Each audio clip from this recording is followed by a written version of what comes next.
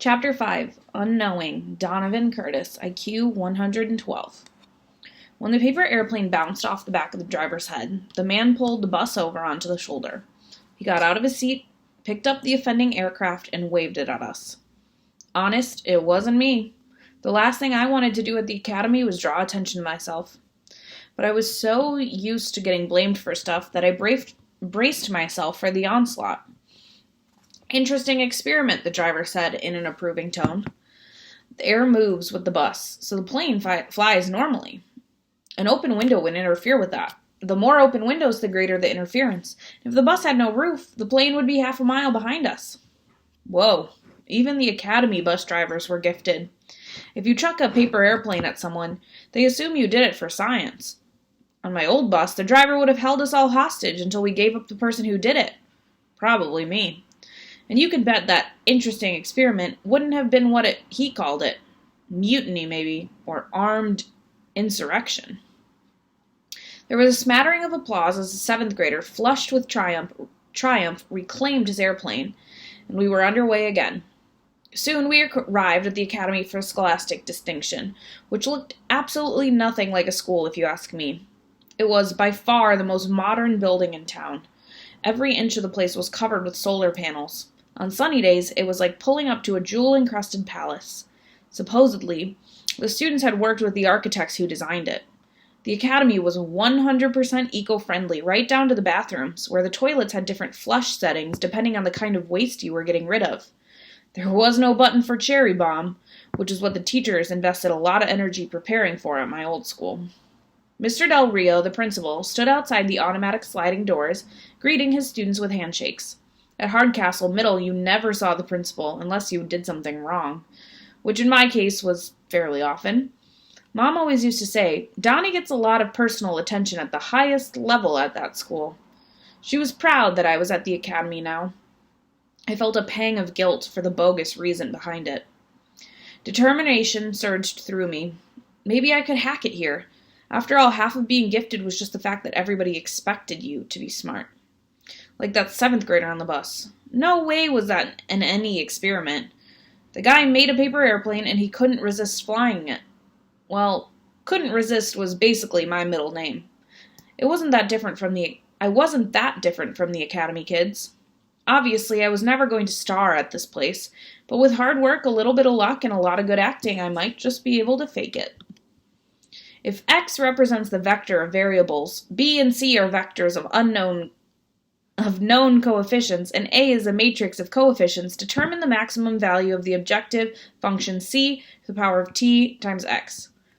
I stared at the problem until my liquefied eyeballs were about to drip out of their sockets and roll down my cheeks. All around the room, my classmates were working away, calculating and figuring. And went without saying that I couldn't do it. Man, I couldn't even read it. In the next row, Noah Euclid was scribbling away like it was the easiest thing in the world. The kid really was gifted. Although anybody who looked like Noah and wasn't gifted would have a genuine complaint. Picture 4'11" praying mantis suffering from extreme malnutrition, with a long nose and glasses that were in style when President Truman wore them. As he plowed methodically through the page, I couldn't help noticing what a dark pencil he was using. The numbers really stood out against the bright white of the worksheet. Another thing about me, I've been blessed with excellent peripheral vision. Well, what was I supposed to do? Sit there while the period ticked away? According to Ancestry.com, my great-great-great-uncle was a spotter during World War I. He floated over the battlefield in a hot air balloon and peered down into the German trenches. It didn't explain much about me, since he never tried to bungee jump out of the basket, but it was probably why it was so easy for me to copy the answers off Noah's paper. I tried to get a few wrong, which was actually pretty tricky. I understood so little that it was impossible to know what a reasonable mistake might even be. Even cheating was hard in this place. Noah scrambled up on scrawny legs and handed his paper to Miss Bevilacqua. I'm done. She glanced at it and then handed it back without so much as a notion. All right, Noah, do it properly this time. The praying mantis hunched a little farther forward. I'm working to the best of my ability. It's not my fault this math is too hard. I'll never get it right. His lower lip quivered. The teacher nodded understandingly. Poor you. It isn't easy to master calculus in middle school. This isn't calculus, it's linear programming, Noah blurted. Everybody knows that. Right, she said triumphantly, including you. She motioned him back toward his seat. He looked bummed at getting caught, but he couldn't have been half as bummed as I was. In a class of geniuses, I had copied from the guy who got it wrong on purpose. Luckily, there were plenty of fish in the sea. I leaned a little bit closer to Abigail Lee, who was motoring through the assignment at almost Noah's speed. I remembered her from elementary school, when she'd been all universe at anything, and that took brains. Her writing wasn't quite as clear, but beggars can't be choosers. At least I had the reasonable belief that she wasn't trying to fail. What was up with this Noah kid? I couldn't imagine. Hey! Abigail hunched over, blocking my view of her paper. What do you think you're doing? I played dumb. What? I covered my worksheet like I was preventing her from copying me. Miss Bevilacqua, she bawled. Donovan's cheating. Chill out, I tried to hiss. I'm not going to chill out. If we have the same answers, we'll both get a 0. I've never had a 0 in my life. I can't get 0. I worked too hard to get a 0. What am I going to tell my tutors if I get a 0? She was red in the face, heading for purple. Noah seemed genuinely bewildered. Well, if you're looking for the right answers, he asked me, why don't you just calculate them? Big talk from the freak who goes out of his way to put down the wrong answers, I retorted. That got Chloe's back up. Who are you calling a freak, you troglodyte? Yeah, I spat back. Well, I don't know what that is, so trog whatever to you too. Then this girl JC, who said random things at moments of stress, announced, in Brazil, more cars run on ethanol than regular gas. It had the effect of a referee's whistle, separating the combatants from their clinch. I learned a few things in that class. First, the regular student code about not ratting people out did not apply at this academy. Second, nobody knew how to deal with cheating, because it never happened. No one needed to do it. Third, 0 is a 4-letter word. Amazingly, I didn't get in trouble, although it was pretty obvious who was copying from whom. I wasn't sent to the office. There was no detention. Nobody even yelled at me, which was a first in my educational experience. Instead, my homeroom teacher, Mr. Osborne, came and suggested we take a walk. At Hardcastle Middle, if you're caught off campus during school hours, they've practically got guard towers to gun you down. I was beginning to see that they had 2 sets of rules in our district. One set of rules for the brainiacs, and one for everybody else. Of course, I was living the good life now, but I still took it personally, since I knew it was all a mistake. Look, Donovan, Mr. Osborne said pleasantly, at the academy, we've got kids who are talented at a lot of different subjects, but very few of us are good at everything. If you're not up to this math, it's no disgrace to admit it. In fact, it happens all the time. We have regular classes, too. I nodded dumbly. This is a period of discovery, he went on. We're getting to know you, and you're getting to know us, and during that process, we'll explore where your true gifts lie. Are there any fields of study that really turn you on? I hesitated. Sooner or later, somebody was going to realize that my presence here was completely bogus. But also, sooner or later, my namesake, James Donovan, would have joined his fellow Titanic passengers on the bottom of the ocean. He'd survived by staying afloat until the rescuers could get to him, by making it later rather than sooner. I had to keep swimming. I think, I say aloud, that we should stick with the exploring part just a little while longer. He nodded approvingly. Very wise. Let's not rush into anything, but promise me you'll join the robotics team and help out with Tin Man. Our entry. Last time I touched Tin Man, his hand fell off, I reminded him gently. He shrugged it off. You'll watch and learn. That's what the academy is all about. Thanks, Mr. Osborne, I mumbled. Call me Oz. I hate it when adults do that. The Hardcastle Mall used to be one of my favorite hangouts. Tonight, though, it looked a little drab and in need of a facelift. It wasn't the mall that had changed. It was just the school was newer, nicer, and cleaner. The academy, not Hardcastle Middle, obviously. Our cafeteria had better options than the food court, and the prices were lower. We didn't even have the dumb rules that ruined everything. For example, soda was banned at my old school because of the sugar content, But the academy lunchroom had a drink machine that was open to everybody. It even sold the extra sugar, extra caffeine stuff. It was fine, even necessary to fuel the brainiacs through late-night studying marathons. But if one of the ungifted kids at Hardcastle happened to get a sip, he'd go straight out and rob a bank. Technically, my 6-month ban for swimming in the fountain was still in effect, but the security guard who had busted me wasn't on duty. It was a bum rap. It isn't skinny dipping if you're wearing boxers. Besides, if the air conditioning is going to break down on a 90-degree day, it's management's responsibility to fix it before people start looking for other ways to cool off. The Daniels had never experienced the academy cafeteria, so they thought the food court was fine dining. We weren't eating anyway. I was on a bench trying to ignore the Daniels whooping and yipping, designed to catch the attention of a couple of girls. "Do something funny, Donovan," Nussbaum urged. "Chicks eat that stuff up." I glared at him.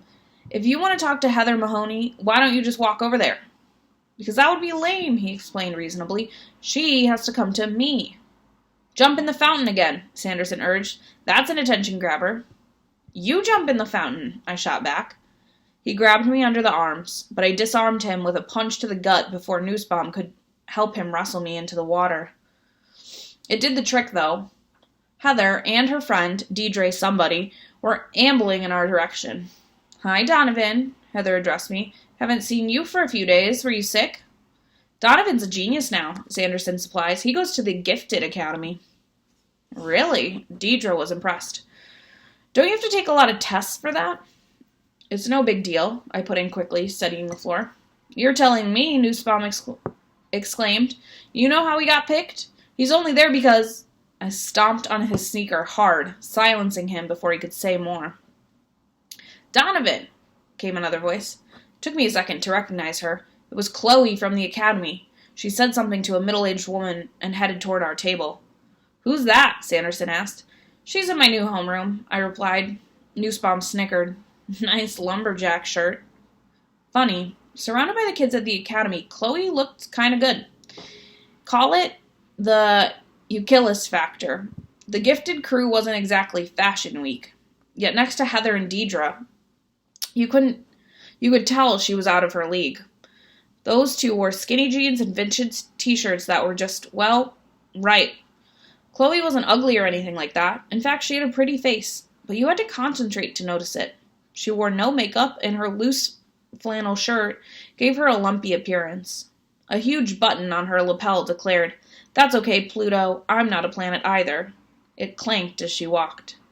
I was surprised to see her at all outside of school. I always thought of her as one of those people who suddenly whooshes into being at the sound of the first bell in the morning and winks out again when the clock strikes 3:30. "Hi, Donovan," she greeted me eagerly. "Do you live around here?" "Hey, Chloe." She was looking expectantly at the others, so I semi-introduced them. "Meet the guys." "Hi, Chloe." Nussbaum stepped forward and pumped her hand. The grin on his face was barely this side of idiotic. "How does it feel to have Donovan in the academy? I mean, is he gifted or what?"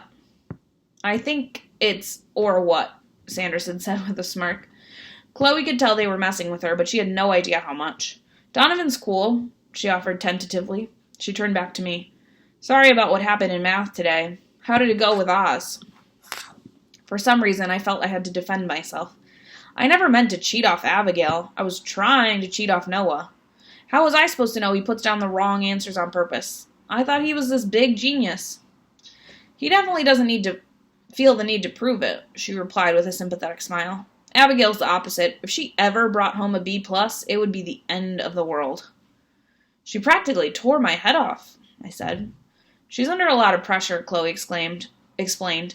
"She does just about everything, and she's keeping half the tutors in town in business. She pushes herself pretty hard." I never thought the gifted kids had problems," mused Deidre. "It's those big brains," Nussbaum supplied wisely. "It makes a person top-heavy, out of balance. Like the Atlas statue." "How crazy was that?" Heather exclaimed. "I was at the game. The girl at the end of my row was covered in broken glass." "They still haven't found the guy who did it," Deidre added. "I heard it was an accident," I suggested, looking daggers at Nussbaum. "Wear and tear on the statue. It can't be easy to hold up the weight of the world in the wind and rain year after year, especially when it's attached by one bolt. One bolt? Chloe repeated dubiously. That's pretty shoddy engineering. We put more thought into Tin Man's stress points. Tin Man? Sanderson echoed. Our class robot, I answered and bit my tongue. I mean, the robot that happens to live in the homeroom I got assigned to. It's your robot, too, Chloe said generously. You're on the robotics team now. Maybe you'll put us over the top at the big meet. We've come in second to Cold Spring Harbor 3 years in a row. You could just see the Daniels swelling up with joy at this new information.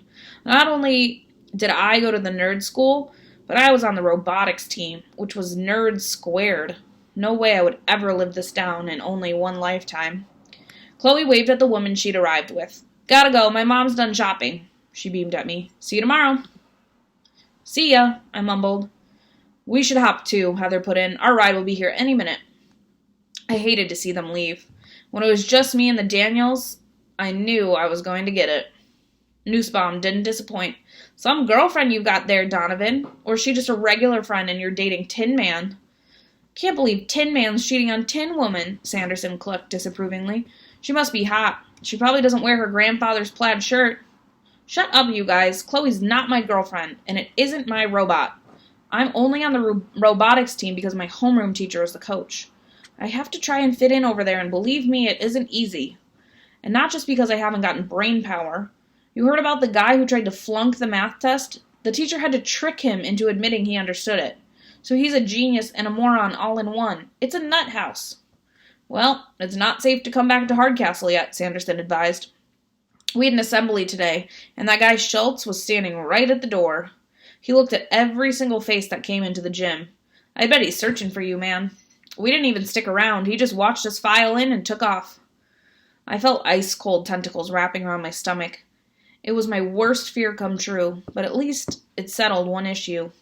All day I'd been asking myself what I was doing at the Academy for Academy for Scholastic Distinction. Now I knew. I was hiding out.